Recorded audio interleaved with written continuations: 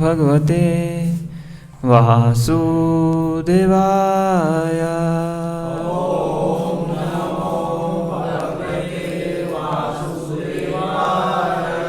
ओम नमो भगवते वासुदेवाय।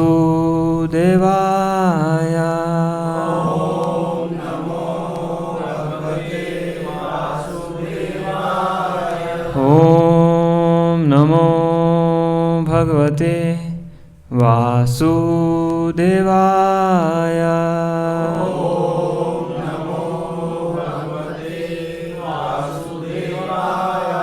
नारायणं नमस्कृत्यं नरं चैव नरोत्तमं देवीं सरस्वतीं व्यासं ततो जयमुदीरयेत्। शृण्वतां स्वकथाः कृष्णा पुण्यः श्रवणकीर्तना हृदीयन्तस्थो ह्यभद्राणि विधुनोति सुहिस्सताम्। नष्टप्रायेषु भद्रेषु नित्यं भागवत सेवया भगवती उत्तम श्लोके भक्तिर्भवति नैष्ठिकी। कृष्णाय वासुदेवाय देवकी नंदनाय च नंदगोपकुमाराय गोविंदाय नमो नमः। गोविंदाय नमो नमः। हरे कृष्णा। श्रीमद् भागवतम स्कंद 1 अध्याय 2 श्लोक क्रमांक 14। तो मेरे पीछे उधर आइए, यहाँ से आप देख सकते हो।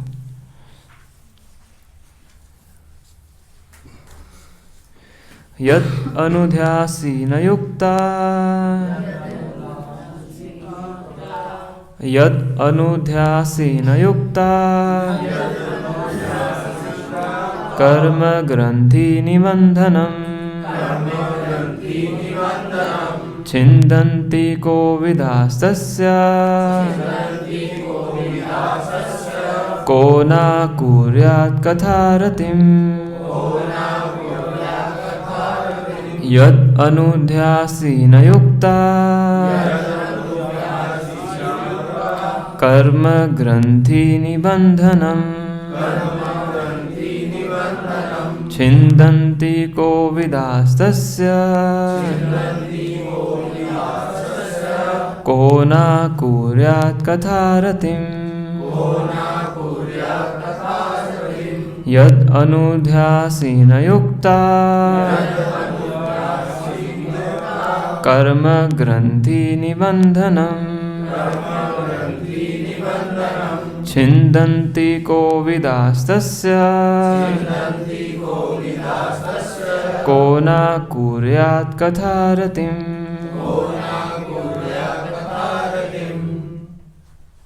यथा अनुध्या आसीना युक्ता कर्म ग्रंथि निबंधनम् छिदन्ति को विदातस्य कौन कुर्यात् कथारतिम्। यत् अनुदासीन युक्ता कर्म ग्रंथि निबंधनम् छिदन्ति गोविन्दा तस्य कौन कुर्यात् कथारतिम्। यदनुध्यासीन युक्ता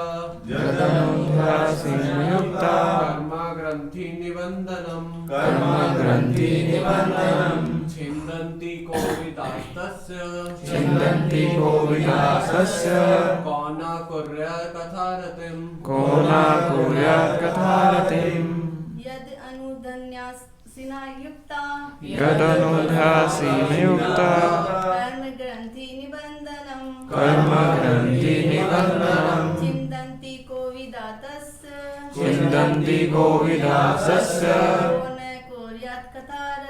को न कुर्यात् कथारतिम्।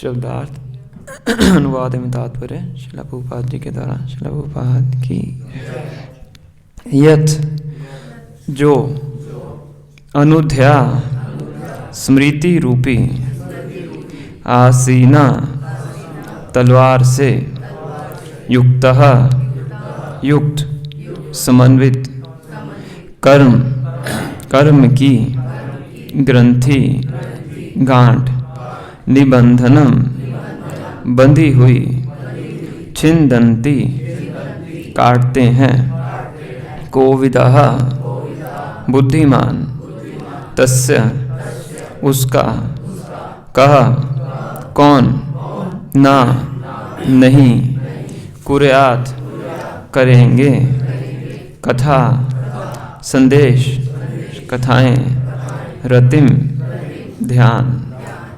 अनुवाद हाथ में तलवार सुनिए सुनिए मैं बोलता हूँ, मेरे पीछे दोहराइए। हाथ में तलवार लिए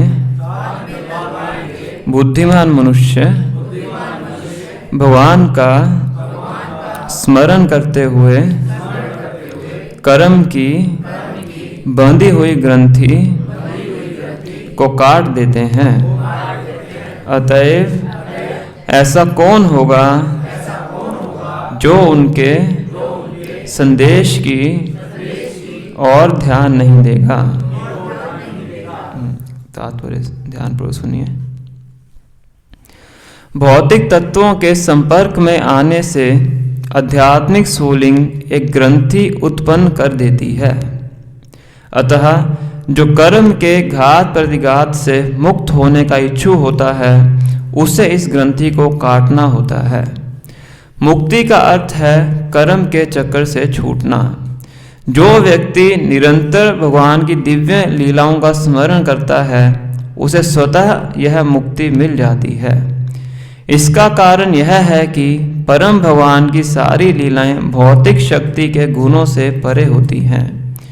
ये सारी दिव्य लीलाएं परम सर्वाकर्षक होती हैं और इस प्रकार भगवान के आध्यात्मिक कार्य का सतत सानिध्य बद्ध जीव को क्रमशः आध्यात्मिक बना देता है तथा सानिध्य से बद्ध जीव क्रमशः आध्यात्मिक बना देता है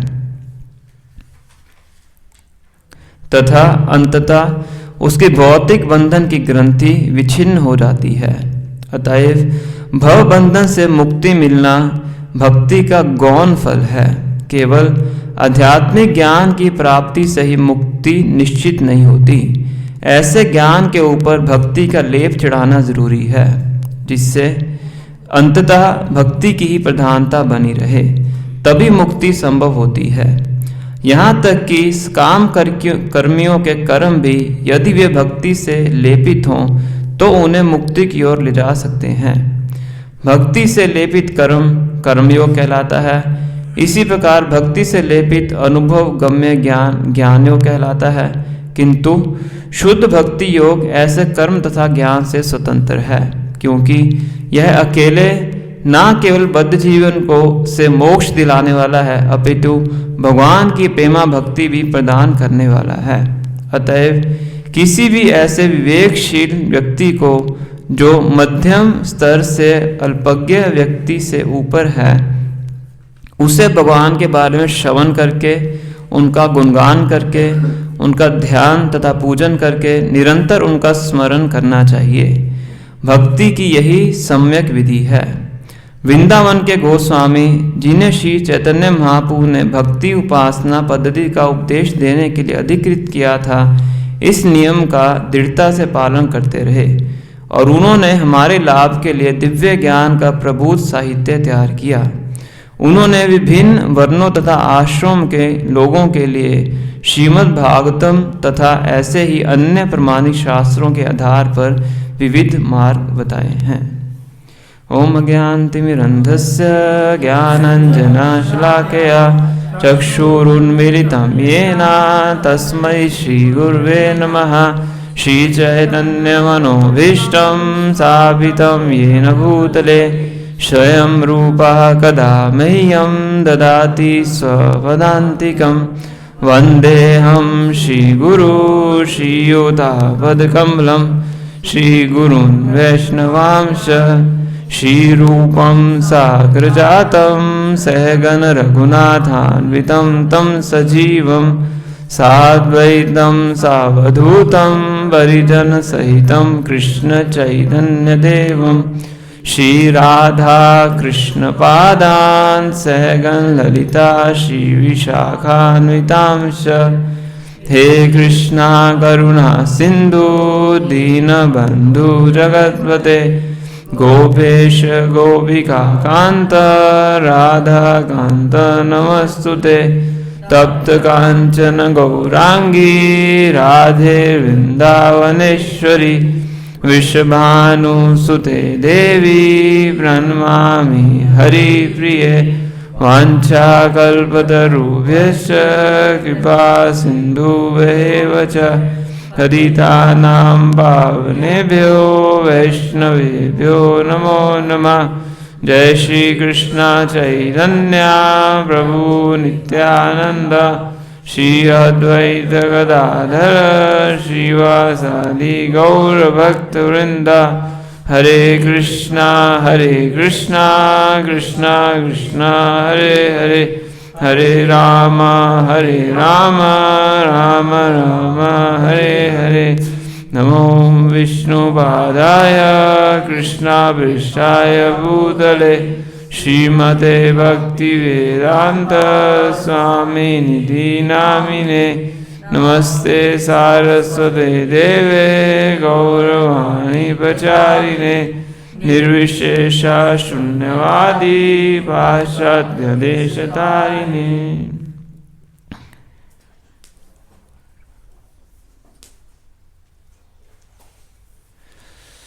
हरे कृष्णा। आप सबका स्वागत है। तो सभी थोड़ा आगे आगे हो जाइए, बहुत जगह खाली है। कोई बाद में आएगा फिर उनको आगे आना पड़ना है।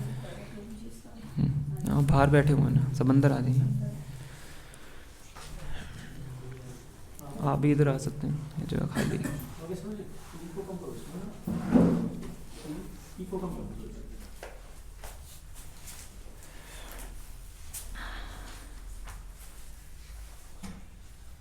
आइए आगे, कोई आ ही नहीं रहा है।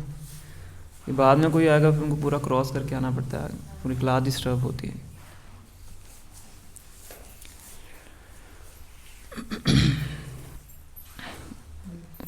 तो शुरू करने से पहले सबसे निवेदन है कि अपना मोबाइल फ़ोन साइलेंट पे कर दीजिए।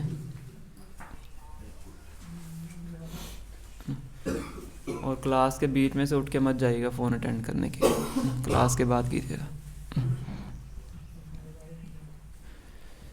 तो जो हम चर्चा कर रहे थे कि सुत गोस्वामी के प्रश्नों के उत्तर में शौनक ऋषि के प्रश्नों के उत्तर में सुत गोस्वामी प्रथम प्रश्न का उत्तर देते हैं, है ना। क्या उत्तर देते हैं? तो हर क्लास में रिपीट करते हैं। क्या उत्तर था सुत गोस्वामी का शौनक ऋषि के प्रश्नों का?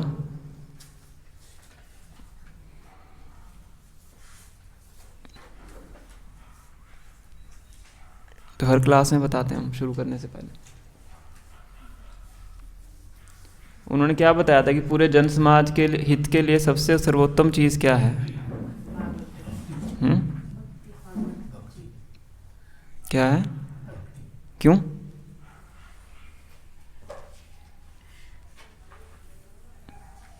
बताइए। भक्ति क्यों है? कर्मकांड क्यों नहीं है?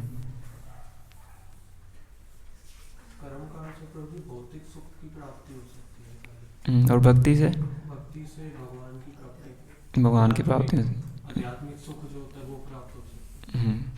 नहीं, सुख के लिए भक्ति नहीं करते हम, सुख प्राप्त होता है, सुख के लिए भक्ति नहीं करते, है ना। भक्ति की कौन सी 2 विशेषताएं बताते हैं?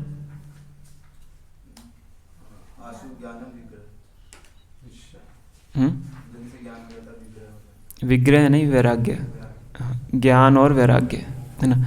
और भक्ति कैसी होनी चाहिए? और नहीं, अहेतुकी का मतलब ही निस्वार्थ है, और अप्रतिहत, है ना। उसके पीछे कोई हेतु नहीं होना चाहिए, कोई स्वार्थ नहीं होना चाहिए, और दूसरा उसके बीच में कोई रुकावट नहीं होनी चाहिए, है ना। तो ये सुद गोस्वामी उनके उत्तरों की शुरुआत करते हैं। सावी पुंसाम परो धर्मो यतो भक्ति रथोक्षजे अहेतुकी अप्रतिहता यह आत्मा सुप्रसिद्धति, है ना।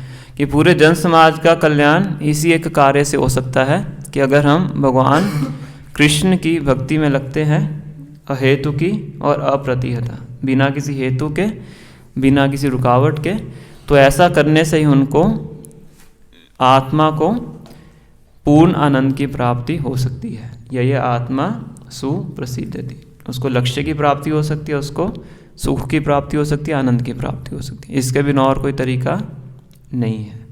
अगर किसी व्यक्ति को इस संसार में सुखी रहना है, अपना भला करना है, या किसी दूसरे का भी भला करना है, तो उसका सर्वोत्तम कार्य क्या है? भगवान श्री कृष्ण की भक्ति में लगना और दूसरों को लगाना, है ना। और भक्ति करने से क्या होता है? वासुदेव भगवती भक्ति योगा प्रयोजिता जन्यति आशु वैराग्यम ज्ञानम चयन अहेतुकम, है ना। तो भक्ति करने से भगवान के विषय में ज्ञान प्राप्त होता है और इस भौतिक जगत से वैराग्य प्राप्त होता है, डिटैचमेंट प्राप्त होती है ना। भौतिक जगत से डिटैचमेंट और भगवान से अटैचमेंट, ये भक्ति करने से हमें प्राप्त होती है ना। तो इसीलिए फिर आगे सुद गोस्वामी बताते हैं कि इस संसार में कोई भी कार्य करते हैं, अगर वो कार्य हमें भगवान की भक्ति की तरफ नहीं लेके जाता है, तो वो कार्य क्या है? केवल व्यर्थ का परिश्रम है, उसका कोई लाभ नहीं है। मतलब कोई भी कार्य अगर हम करें, चाहे धर्म का अनुष्ठान भी हो, अगर वो भक्ति की तरफ नहीं लेके जाता है तो वो केवल यूजलेस लेबर है, परिश्रम है ना। ऐसा क्यों? क्योंकि कोई भी धर्म का हम कार्य करते हैं, उसका लक्ष्य क्या है? मुक्ति को प्राप्त करना। धर्म का लक्ष्य धन या इंद्रिय तृप्ति प्राप्त करना नहीं है, धर्म का लक्ष्य है मुक्ति को प्राप्त करना। धर्मस्य ही अपवर्गस्य, है ना, कि मुक्ति को प्राप्त करना। इसीलिए धर्म किया जाए केवल और केवल भगवान श्री कृष्ण की भक्ति तक पहुंचने के लिए। तो यहाँ वो बताते हैं, फिर अंत में वो कंक्लूड करते हैं, तस्मात् भारत सर्वात्मा भगवान सात्वतां पति श्रोतव्य कीर्तितव्य ध्येय पूज्य नित्यता। इसलिए हे शौनक ऋषि ना, इस बात को जान लो ना, क्या करना है तुम्हें? श्रोतव्य, भगवान श्री कृष्ण के बारे में सुनना है, कीर्तितव्य, उनके गुणों का गुणगान करना है, उनकी पूजा करनी है और उनका ध्यान करना है। तो ये 4 कार्य एक व्यक्ति को करने चाहिए। भगवान के बारे में सुनना चाहिए, भगवान के बारे में बोलना चाहिए, भगवान की वर्शिप करनी चाहिए और भगवान का ध्यान लगाना चाहिए ना। तो इस प्रकार से वो उनके प्रथम प्रश्न का उत्तर है, उसको कंक्लूड करते हैं, है ना, कि भक्ति करना ही जीवन का चरम लक्ष्य है। और भक्ति कैसे करनी है? इन 4 तरीकों से करनी है ना। तो इसमें सबसे जो प्रथम अंग सुद गोस्वामी बताते हैं वो है भगवान के बारे में सुनना, है ना। भक्त्या श्रुत गृहीत्या, है ना, कि भगवान के बारे में सुना जाए, इसके बारे में बताते हैं, है ना। तो जो आज हमने श्लोक पढ़ा है उसमें क्या बता रहे हैं कि ऐसा कौन सा व्यक्ति है इस संसार के अंदर जो अपने आप को मुक्त करवाना चाहता है और जिसका भगवान की कथा में रुचि नहीं है। एक बात को कहने का उल्टा तरीका है ना। क्या कह रहे हैं वो? यद अनुध्यासीन युक्ता करम ग्रंथि निबंधनम छिंदंती कोविदासस्य कोना कुर्यात कथारतिम, है ना। कि जो कोविद है, कोविद मतलब बहुत ही बुद्धिमान मनुष्य है, विद मतलब जानना, कोविद मतलब बहुत से शास्त्र पढ़ चुका है ना, बहुत चीज़ों को जान चुका है ना।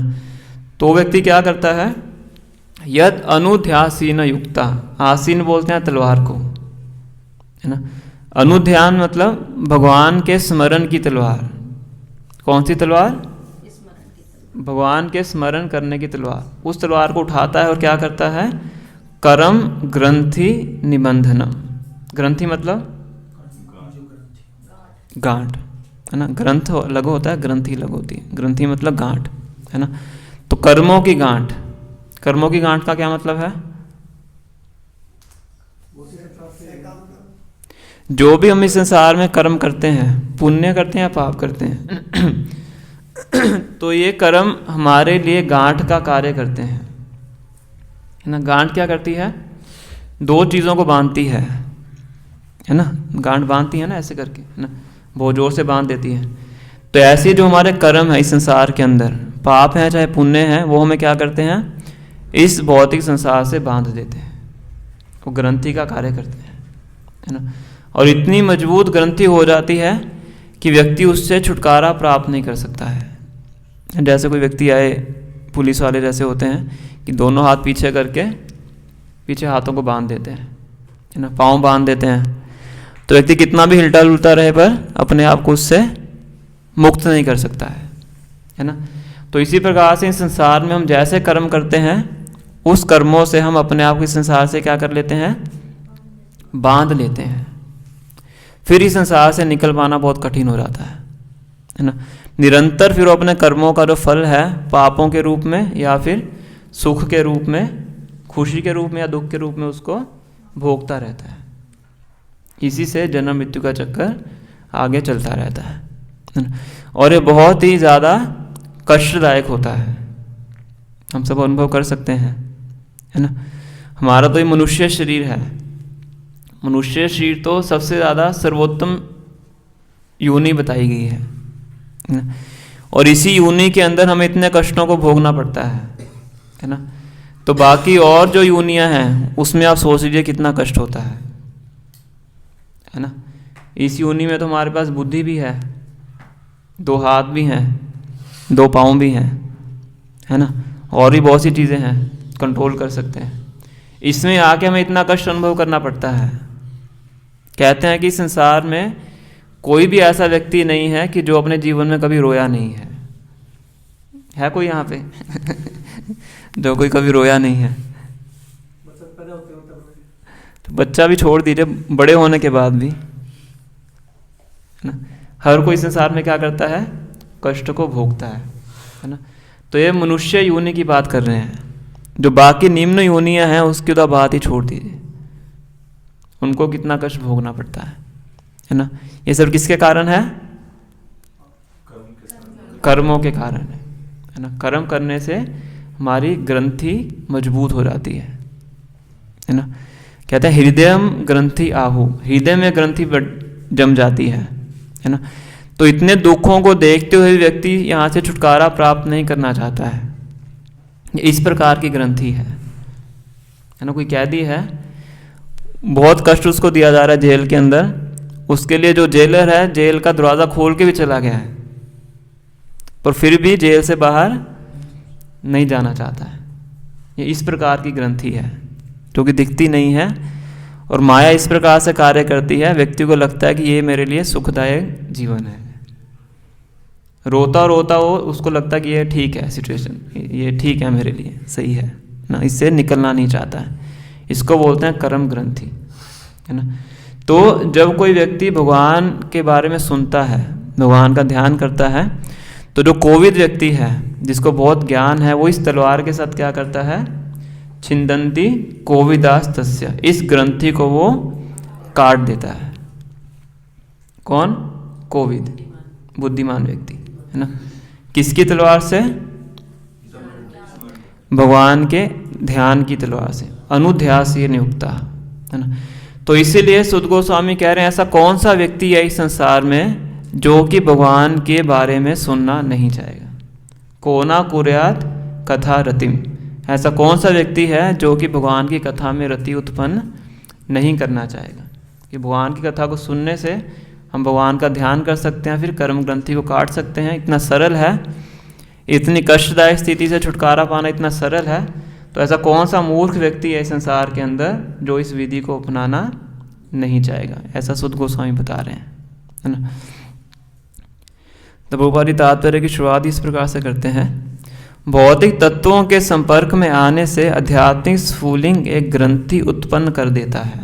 आध्यात्मिक स्फुलिंग मतलब आत्मा, है ना, कि जब आत्मा तो शुद्ध है, आत्मा भगवान के धाम में है, सच्चिदानंद है, उसमें किसी प्रकार का कोई कलमश नहीं है, पर जैसे ही वो भगवान के धाम से यहाँ पे आके गिरता है, इस भौतिक जगत में आके गिरता है, तो तुरंत उसकी ग्रंथि बनना शुरू हो जाती है। जैसे यहाँ पे आता है इस संसार को भोगने का प्रयास करता है, और जैसे ही भोगना शुरू करता है उसके कर्मों का जो चक्कर है वो स्टार्ट हो जाता है, फिर ग्रंथि बननी शुरू हो जाती है, और जितना समय वहाँ पे बिताता है उतनी ग्रंथि मजबूत होती जाती है ना। तो इस समय हमारी ग्रंथि क्या है, बहुत मजबूत हो चुकी है ना, बहुत जटिल हो चुकी है ना। तो उसको खोलना संभव नहीं है। एक तरीका है क्या, काटना। खोल नहीं सकते उसको, काट सकते हैं। काट कैसे सकते हैं, कोना कुर्यात कथा रति, भगवान की कथा का श्रवण करके, है ना। तो बड़ा सरल उपाय उन्होंने बताया है। भक्ति का सबसे पहली विधि ही है क्या, सुनना, है ना। ध्रुव महाराज की भक्ति की शुरुआत कैसे होती है, ध्रुव महाराज की भक्ति की शुरुआत कैसे होती है, किन से सुनते हैं? नहीं, अपनी माँ से सुनते हैं, है ना, कि माता उनकी भक्त होती है ना। तो सबसे पहले माता से सुनते हैं। माता ही कहते हैं कि तुम्हारी हर समस्या का समाधान कौन है, भगवान विष्णु है। तो उन्हें पूछा भगवान विष्णु कहाँ रहते हैं, कहीं जंगल में रहते हैं। बस ये 2 लाइनें सुनी, है ना। उसी से भक्ति की शुरुआत हो जाती है ना। और नारद मुनि की भक्ति कैसे शुरुआत होती है, नहीं उनका आंसर माँ था।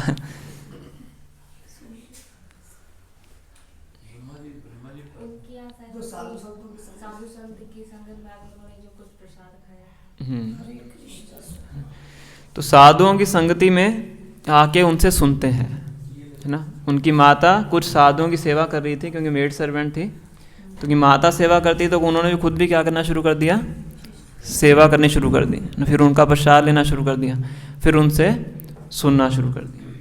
तो केवल 4 महीने के लिए वहाँ पे रुकते हैं, 4 महीने उनसे सुनते हैं, और 5 साल की आयु होती है ना। तो केवल उनके सुनने से उनके बाद वो चले जाते हैं, वो 4 महीने रुके भी चले गए, दोबारा मिले भी नहीं जीवन में, है ना। और माता का भी देहांत हो जाता है, अकेले रह जाते हैं। पर क्योंकि उनसे सुना होता है, साधुजनों से भगवान के बारे में सुना होता है, इस भौतिक जगत के बारे में सुना होता है, इसलिए माँ के देहांत के बाद भी विचलित नहीं होते हैं, अपने लक्ष्य के ऊपर अडिग रहते हैं, और सीधा जंगल की तरफ प्रस्थान करके अपनी आगे भक्ति को और बढ़ाते हैं, है ना। तो साधुओं से सुन के, है ना। इस प्रकार से बहुत से प्रसंग आते हैं भागवत में। प्रहलाद महाराज ने कहाँ सुना था, माँ के गर्भ में, है ना। ध्रुव महाराज तो फिर भी 5 साल के थे, है ना। नारद मुनि 5 साल के थे, प्रहलाद महाराज तो पैदा भी नहीं हुए थे, माँ के गर्भ में थे, तो उन्होंने नारद मुनि से सुना था, है ना। तो इसलिए बताया जाता है कि जो भक्ति है उसकी शुरुआत श्रवण से होती है ना। अब नेक्स्ट पॉइंट ये है कि श्रवण करने में रुचि कैसे उत्पन्न हो, है ना। श्रवण करना इतना महत्वपूर्ण है। श्रवण करने से भक्ति की शुरुआत होती है। श्रवण करने से हम कर्म की ग्रंथि को काट सकते हैं, पर श्रवण करने में हमारी रुचि नहीं है, और श्रद्धा भी नहीं है। तो श्रद्धा और रुचि श्रवण करने में कैसे उत्पन्न होती है, इसका आगे फिर सुध गोस्वामी पूरा ग्रेडेशन बताते हैं, है ना, कि कैसे भगवान के बारे में सुनने में रुचि उत्पन्न होती है। आगे पूरा वो 6-7 श्लोकों में इस तरह से बताते हैं कैसे भक्ति की शुरुआत होती है, कैसे भक्ति आगे बढ़ती है, और कैसे हम भक्ति के अंतिम चरण में पहुंचते हैं, है ना। तो बताते हैं, शुश्रूषो शतदानस्य वासुदेव कथा रुचि स्यान महत सेव्या विप्रा पुण्य तीर्थ निषेवना। कि जब कोई व्यक्ति महान भक्तों की सेवा करता है, हमने पूरा चार्ट बनाया हमने, आप यहाँ पे देख सकते हो, वो सभी श्लोकों का चार्ट है, कैसे शुरुआत होती है और कैसे अंत तक पहुंचते हैं, ये पूरा सुद गोस्वामी बता रहे हैं आने वाले श्लोकों में, है ना। स्यान महत सेव्या विप्रा, महत सेवा मतलब जब हम भक्तों की, महान भक्तों की सेवा करते हैं तो क्या होता है, वासुदेव कथा रुचि, सेवा करने से भगवान की कथा में जो रुचि है, भगवान के नामों को सुनने की जो रुचि है, वो रुचि हमें प्राप्त होती है ना। कहाँ से शुरुआत हो रही है, भक्तों की सेवा से, है ना। तो कहते हैं भक्त्या संजायते भक्ति, भक्ति से ही भक्ति की शुरुआत होती है ना। भक्ति किसी बाहरी चीज़ से प्राप्त नहीं हो सकती, भक्ति केवल भक्तों से ही प्राप्त होती है, क्योंकि भक्तों के पास ही भक्ति है, भगवान से ही प्राप्त नहीं होती। किससे प्राप्त होती है, भक्तों से, क्योंकि भक्तों के हृदय में क्या है, भक्ति है ना। तो जब हम भक्तों की सेवा में लगते हैं, भक्तों की सेवा कर देते हैं जाने में या अनजाने में, तब हमारी भगवान की कथा को सुनने में रुचि उत्पन्न होती है। जैसे कि नारद मुनि का जो केस है हमने डिस्कस किया है। नारद मुनि ने क्या किया था, उन 4 जो भक्ति वेदांत से साधु थे उनकी सेवा की थी अपनी माता के साथ, है ना। फिर उनको उनसे सुनने में जो श्रद्धा है वो उत्पन्न होती है ना। तो वासुदेव कथा रुचि स्यान महत सेव्या विप्रा पुण्य तीर्थ निषेवनाथ, ये श्लोक नंबर 16 है ना। तो श्रवण में रुचि उत्पन्न हो गई, श्रवण आपने करना शुरू कर दिया, है ना। उसके बाद क्या होगा, श्रवण करने से क्या होगा, श्रवण करने के होता है हमारे हृदय में जो गंदी चीज़ें हैं वो बाहर निकलती है ना। तो जो अभी हम क्लास शुरू करने से पहले श्लोक उच्चारण करते हैं, है ना। शिन्वताम स्वकथा कृष्णा पुण्य श्रवण कीर्तना हृदि अंतस्थो ही भद्रानी विधुनोति सोहित्सता, कि जब हम भगवान के बारे में सुनते हैं, भगवान की कथाओं को सुनते हैं, इसके लिए बहुपाद एक शब्द इस्तेमाल करते हैं, ऑरल रिसेप्शन। ऑरल रिसेप्शन मतलब हिंदी का, इंग्लिश का शब्द है। ऑरल मतलब कानों से, जब कानों से हम अपने हृदय में भगवान को रिसीव करते हैं, जैसे गेस्ट को रिसीव करते हैं ना हम, तो कानों के माध्यम से हृदय में हमने भगवान को रिसीव किया, तो उससे क्या होता है, भगवान हृदय में जाके जितनी भी गंदगी है उसको साफ करते हैं, है ना। पुण्य श्रवण कीर्तना हृदि अंतस्थ ही अभद्रानी विधुनोति सोइस्ता, विधुनोति मतलब धोते हैं। किनको धोते हैं, जितने भी अभद्र हमारे हृदय में हैं। अभद्र मतलब अशुभ चीज़ें, इनऑस्पिशियस, है ना। अनर्थ जितने भी हैं जिनकी हमें आवश्यकता नहीं है, जैसे काम है, क्रोध है, लोभ है, मोह है, मद मत्सर्य, ये 6 अनर्थ हैं, है ना। काम, क्रोध, लोभ, मोह, मद, मत्सर्य। मत्सर्य मतलब ईर्ष्या, दूसरे व्यक्तियों से ईर्ष्या करना, है ना।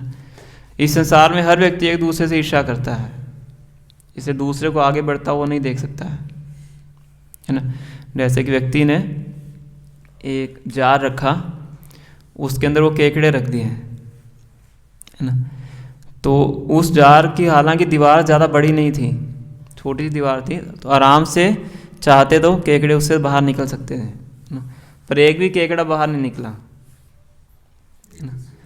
ऐसा क्यों, कि जैसे कोई एक चढ़ने लगता था दूसरा उसकी टांग पकड़ के नीचे खींच लेता था, है ना। उसके होते हैं ना आगे ऐसे ऐसे वाले, है ना, उसको पकड़ के नीचे खींच लेता, है ना। तो इस संसार में हर व्यक्ति एक दूसरे से ईर्ष्या करता है, किसी दूसरे को आगे बढ़ते हुए नहीं देख सकता है ना। खुद की हानि भी कर लेता है दूसरे को नीचे खींचने के लिए, है ना। इसको बोलते हैं मत्सर्य, है ना। फिर काम वासना के कारण हर व्यक्ति इस संसार में परेशान है, अपने आप को उलझन में डालता है। क्रोध हम सब जानते हैं, है ना, क्रोध से क्या होता है। काम, क्रोध, लोभ को संतुष्ट करने के लिए व्यक्ति 24 घंटे परिश्रम करता है। उसका जीवन 1 घंटा काम करके भी चल सकता है, तो 24 घंटे काम करता है किस लिए, लोभ के लिए। लोभ उसको पूरा दिन रात दौड़ाता है ना। काम, क्रोध, लोभ, मोह मतलब इल्यूजन, भ्रम, है ना। हम भ्रम में हैं कि हम ये शरीर हैं, सबसे पहला भ्रम ये है ना। इस शरीर को ही सुंदर बनाने के लिए पूरा जीवन न्यौछावर कर देते हैं, है ना। यह है भ्रम। काम, क्रोध, लोभ, मोह, मद। मद मतलब पागलपन। पागलपन क्या है कि हमें पता है कि हमारे दुखों का कारण पाप कर्म है, फिर भी हम पाप कर्म दोबारा करते हैं। बोलते नूनम प्रमत्तः कुरुते विकर्म यद इंद्रिया प्रीति आपरिणोति, है ना। कितना पागल व्यक्ति है, उसको पता है कि पुराने पाप कर्मों के कारण मैं इस स्थिति में उलझा हुआ हूँ, फिर भी दोबारा पाप कर्म करता है। 5वें स्कंद में ऋषभदेव ने पुत्रों को बता रहे हैं। नूनम प्रमत्तः कुरुते विकर्म। विकर्म मतलब पाप कर्म क्यों करता है? यद इंद्रिय प्रीति आपरिणोति, केवल इंद्रियों को तृप्त करने के लिए, जो कि कभी तृप्त नहीं हो सकती। इसको बोलते हैं पागलपन। प्रमत्ता मतलब प्रकृष्ट रूपेण मत्ता, विशेष रूप का पागल व्यक्ति, है ना। काम, क्रोध, लोभ, मोह, मद और मात्सर्य, तो ये 6 अनर्थ हर बद्ध जीव के हृदय में रहते हैं, है ना। तो जब हम भगवान की कथा को सुनते हैं, कानों के माध्यम से भगवान हृदय में प्रवेश करते हैं, तो इसकी सबसे पहली इंस्टॉलमेंट क्या है? हृदय अंतस्य भद्रानी विधुनोति सुहितस्ताम। हमारे हृदय में ये जो अनर्थ हैं वो सारे दूर होने शुरू हो जाते हैं, है ना। और जब अनर्थ दूर होते हैं तब उसको थोड़ा सुख की अनुभूति होती है। गंदगी दूर होगी ना तो थोड़ा सुख लगता है ना। तो जब हमारे हृदय से अनर्थ जाते हैं तब उसको थोड़ा शांति और सुख की अनुभूति होनी शुरू होती है, क्योंकि गंदगी हट रही है। जब तक ये गंदगी है शांति और सुख नहीं हो सकता है ना। फिर आगे बताते हैं, नष्ट प्रायेषु भद्रेषु नित्यं भागवत सेव्या भगवती उत्तम श्लोकेर भक्तिर्भवती नैष्टिकी, है ना। तो जब रेगुलरली हम ये दवाई लेते हैं भगवान के बारे में सुनने की, नित्यम भागवत सेव्या, सिर्फ 7 दिन के लिए नहीं, रेगुलरली। भागवतों में बोला गया क्या? नित्यम, रोज सुनना है, 7 दिन के लिए नहीं सुनना है। 7 दिन परीक्षित महाराज के लिए थे, है ना।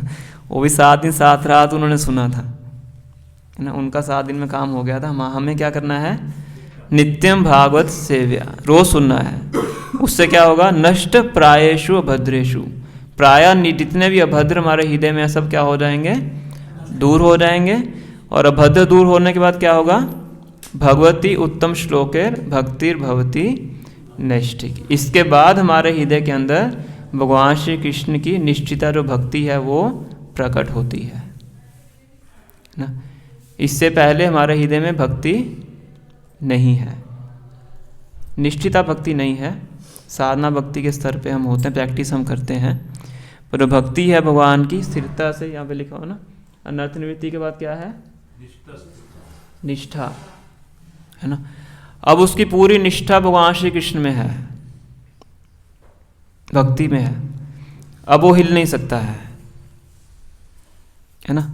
उससे पहले उसके हिलने के चांसेस होते हैं, इसीलिए उसको बड़ा सावधान रहना पड़ता है ना, भक्ति को बचाने के लिए।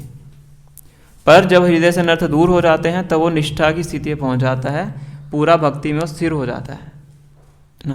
पहले तो जूझ रहा होता है, कभी कर पाता है, कभी नहीं कर पाता है, कभी अच्छे से करता है, कभी अच्छे से नहीं कर पाता है, कभी सुबह मंगल आरती में उठा, कभी नहीं उठा, कहीं माला छूट गई, कहीं माला ऐसे ही भागते भागते हुई। इस तरह से उसका कार्य चलता रहता है। पर जब वो ध्यान से सुनता है, उसके हृदय से अभद्र दूर हो जाते हैं, तो भक्ति में उसके स्थिरता आ जाती है।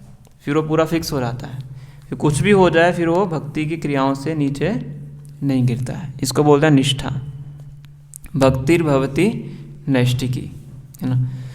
तो निष्ठा प्राप्त करने के बाद फिर क्या होता है? फिर वो पहुंचता है रुचि की स्थिति पे।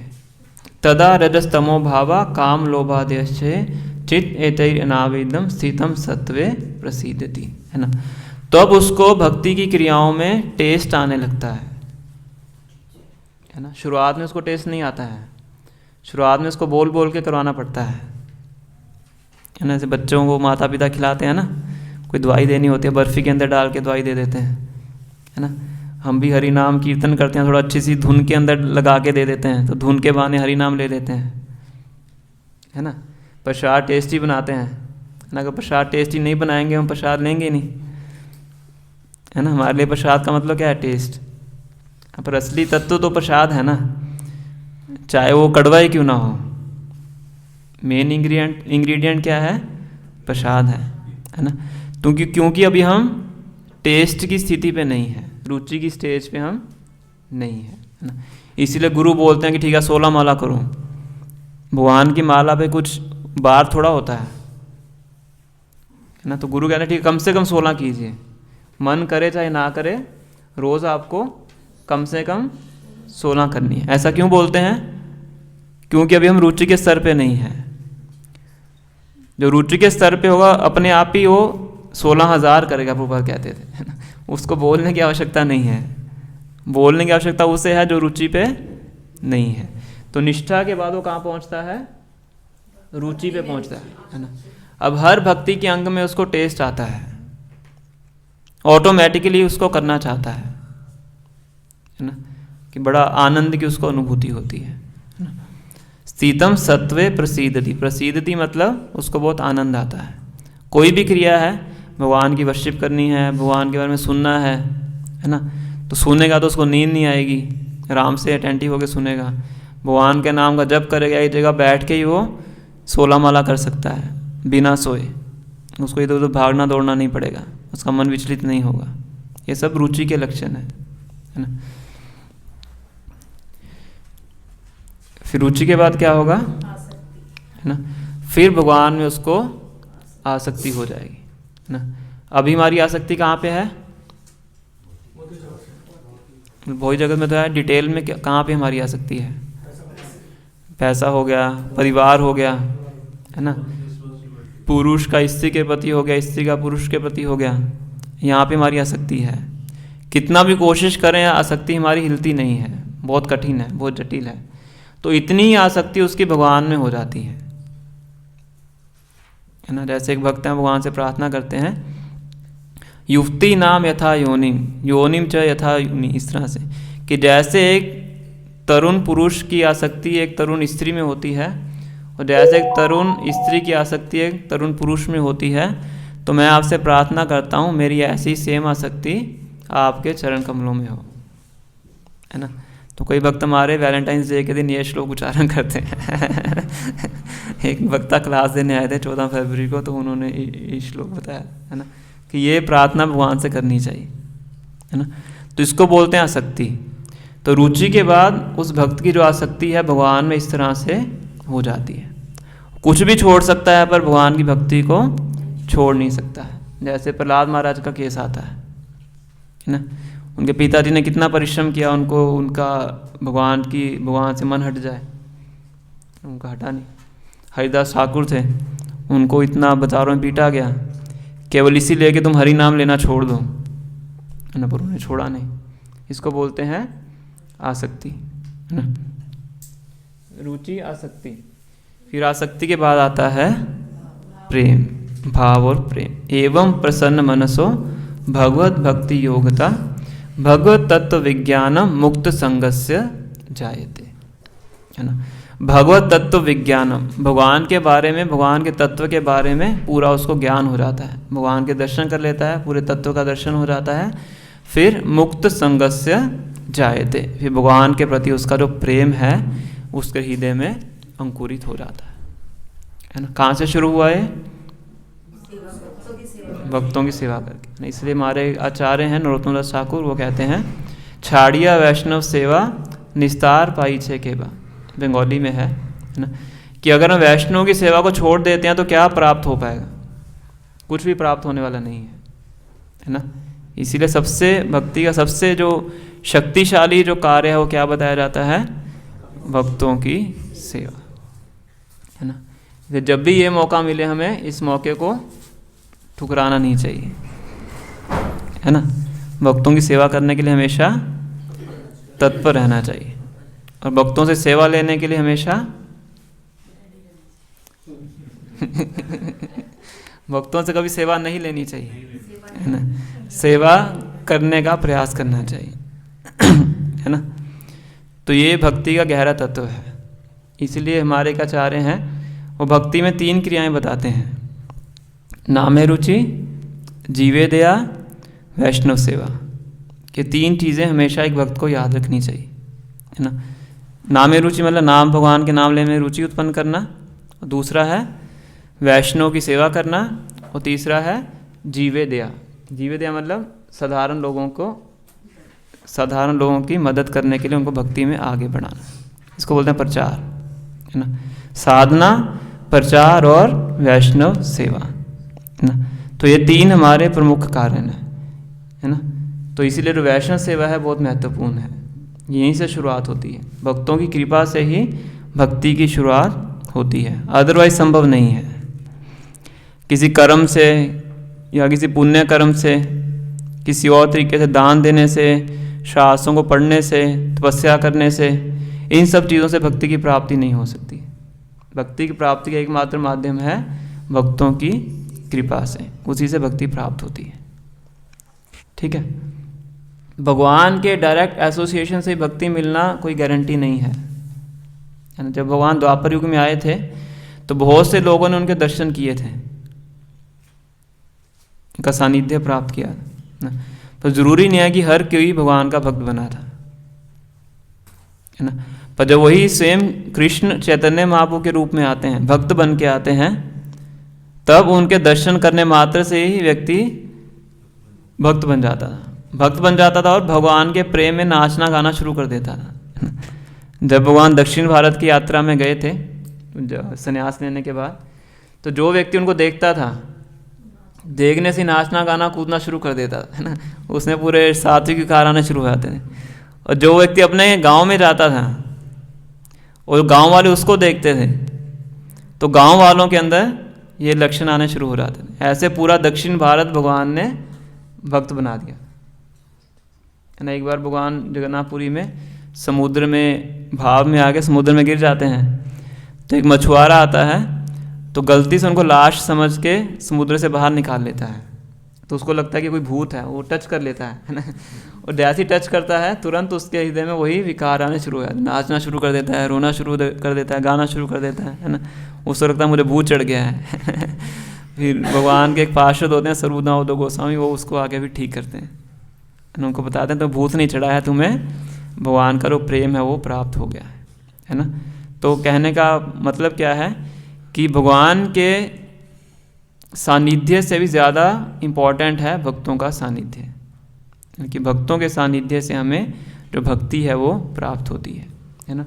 भक्तों की सेवा से भगवान की कथा में रुचि और श्रद्धा उत्पन्न होती है। श्रद्धा होने के बाद अनर्थ निवृत्ति, फिर निष्ठा, फिर रुचि, फिर आसक्ति, फिर भाव और फिर प्रेम। तो ये सारा जो ग्रेडेशन है, पूरा प्रोसेस है, श्रील सुत गोस्वामी शौनक आदि ऋषि को यहाँ पे बता रहे हैं। और यहीं पे अपने फर्स्ट क्वेश्चन को पूरी तरह से वो कंक्लूड करते हैं, है ना। फिर एंड में बताते हैं भिद्यते हृदय ग्रंथि छिद्यंते सर्व संशया शीयंते चास्य कर्माणि दृष्ट एवात्मनीश्वर। इसी तरह से जो हमारे हृदय में ग्रंथि है, गांठ है, जो कि हमें इस जगह से बांध के रखती है, तो गांठ हमारी खुल जाती है, टूट जाती है, कट जाती है, और फिर हम भगवान की भक्ति करके भगवान के धाम को वापस जा सकते हैं। जब तक ये गांठ नहीं कटेगी तब तक फिर हम यहीं पे घूमते रहेंगे। पुनरपि जननम पुनरपि मरणम पुनरपि जननी जठरे शयनम, है ना। द्वारा ये साइकिल में हम घूमते रहेंगे। अगर इससे बचना है, सबसे सरल तरीका है भक्तों की सेवा करें और भगवान के बारे में सुने, है ना। तो यहीं पे हम समाप्त करते हैं। अगली क्लास में हम दूसरे प्रश्न के उत्तर पे आगे बढ़ेंगे। तो अगर किन्हीं का कोई प्रश्न है तो आप पूछ सकते हैं।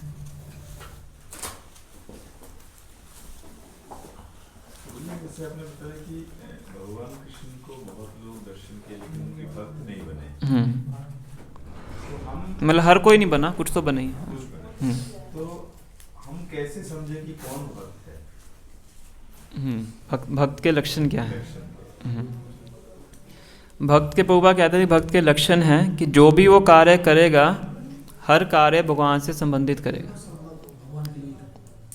जो भी कार्य करेगा उसका संपर्क भगवान से होगा। जो भी बोलेगा भगवान के बारे में बोलेगा, जो भी सुनेगा भगवान के बारे में सुनेगा, जो भी कार्य करेगा भगवान की प्रसन्नता के लिए करेगा। ये भक्त का लक्षण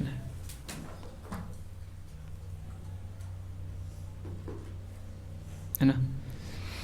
किसी भी कपड़े में हो सकता है, किसी वेशभूषा में हो सकता है, किसी भी जेंडर में हो सकता है, किसी भी देश में हो सकता है ना। बाहरी रूप से नहीं जान सकते हम, जैसी वो क्रियाएं करेगा, बोलेगा, बैठेगा, चलेगा, उससे पता लग जाएगा कि वो भक्त है।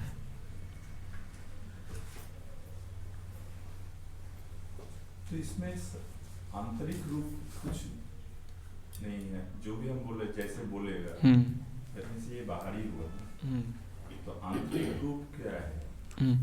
जो आंतरिक होता है वही बाहरी रूप से मैनिफेस्ट होता है। कहते हैं externals are manifestation of internals.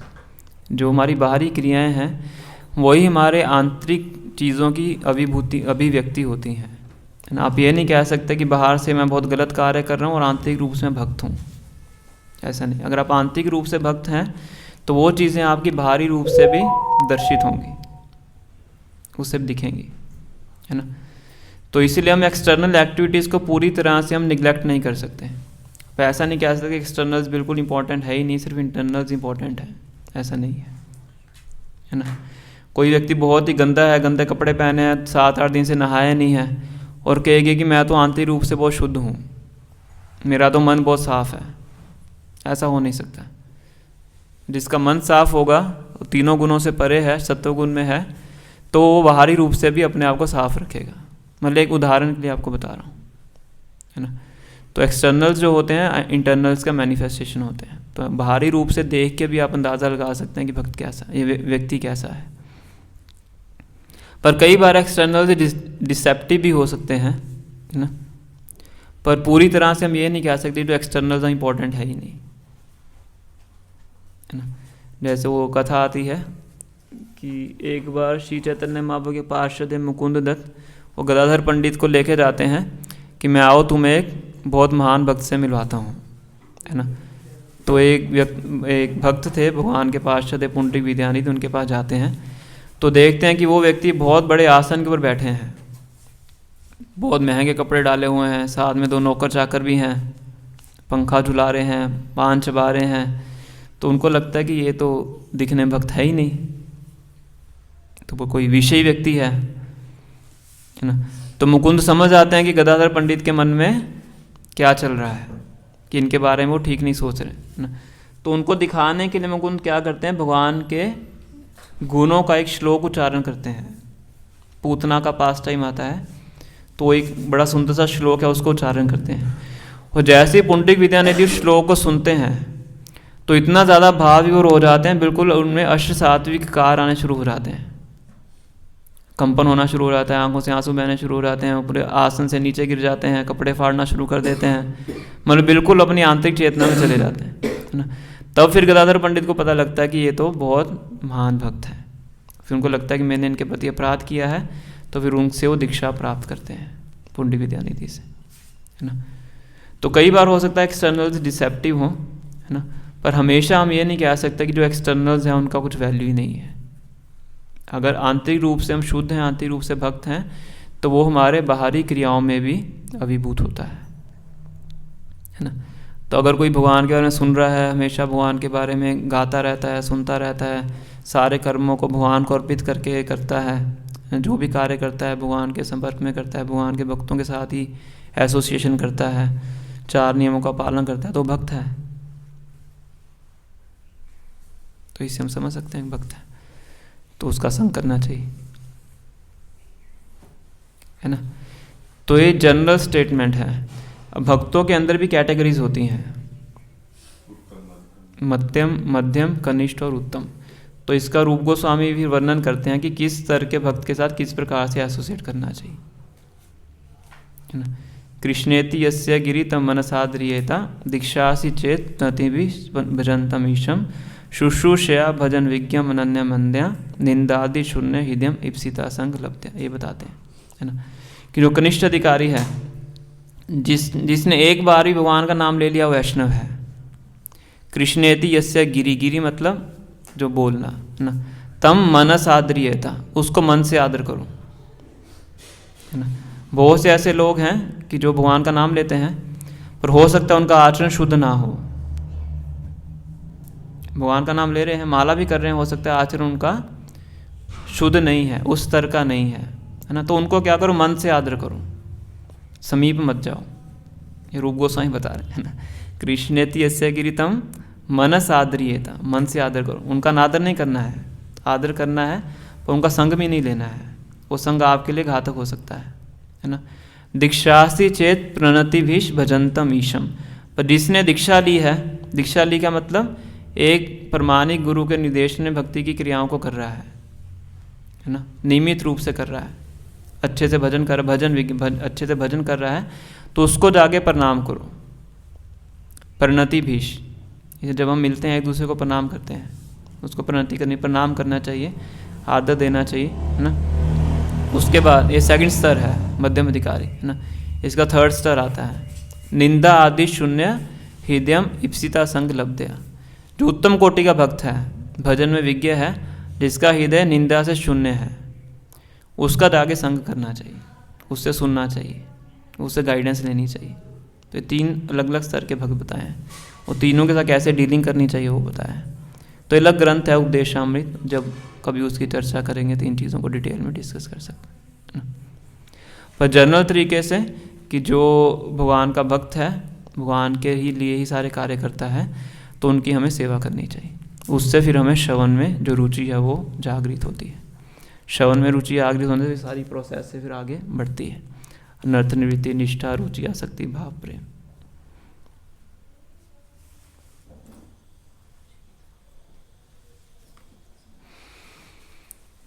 Any other question? जी, जैसा सुना है कि जब तक भौतिक शरीर रहता है तब तक अनर्थ जो है सारे हमारे अंदर रहते हैं, जो सूक्ष्म शरीर में होते हैं। तो अनर्थ निवृत्ति को कैसे समझे कि अनर्थ निवृत्ति क्या होती है? ये ज़रूरी नहीं है कि जब तक भौतिक शरीर है तब तक अनर्थ रहेंगे, ऐसा ज़रूरी नहीं है ना। तो यहाँ भी बोला गया नष्ट प्रायेषु, प्राय मतलब कि अधिकांशता, 99%। अनर्थ हमारे अनर्थ निवृत्ति की स्टेज पे ख़त्म हो जाते हैं, फिर भी थोड़े बहुत रहते हैं, वो फिर जाके ख़त्म होते हैं प्रेम के स्तर पे। भाव की स्थिति में भी थोड़े बहुत अनर्थ रहते हैं, इसलिए हम भरत महाराज का केस सुनते हैं, है ना।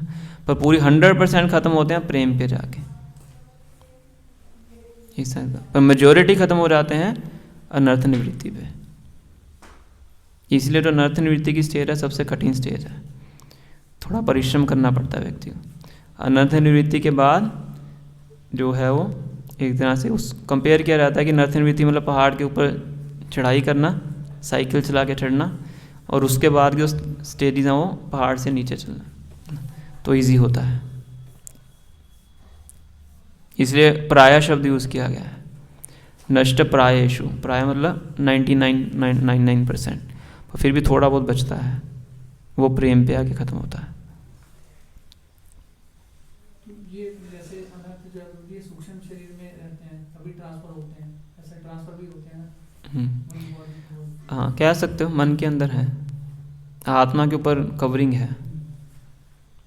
आत्मा तो शुद्ध है, पर उसके ऊपर वो मटीरियल कंटामिनेशन है।